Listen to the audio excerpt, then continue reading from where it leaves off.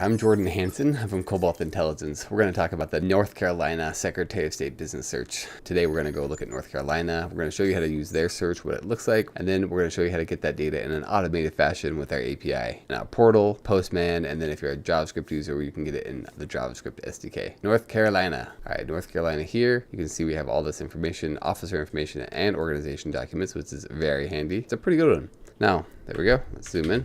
Okay, we want to search for this company. We want to start searching for, I'm gonna go Frank. Then we have a list of businesses here. Frank Corporation, that's nice. Multiple status, I don't know what that means. Let's go to Frank's Farm. And it's current active.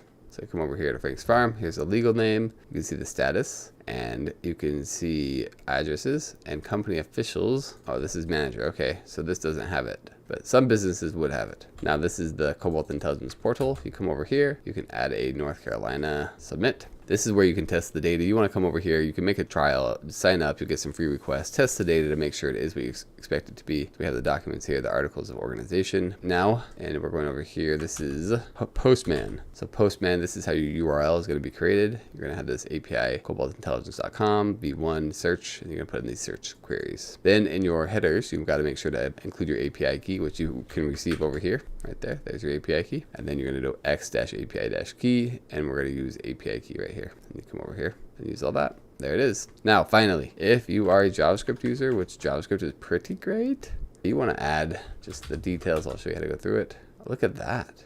Look at this. It's telling me the character is like one of those weird apostrophes. Instead of like this one, I'm gonna go like this and do a normal one. That's cool that it caught that for me. All right, so you import SOS API from the SDK. You pass in your API key, and then you go SOS API to get business details. I'm gonna pick another one.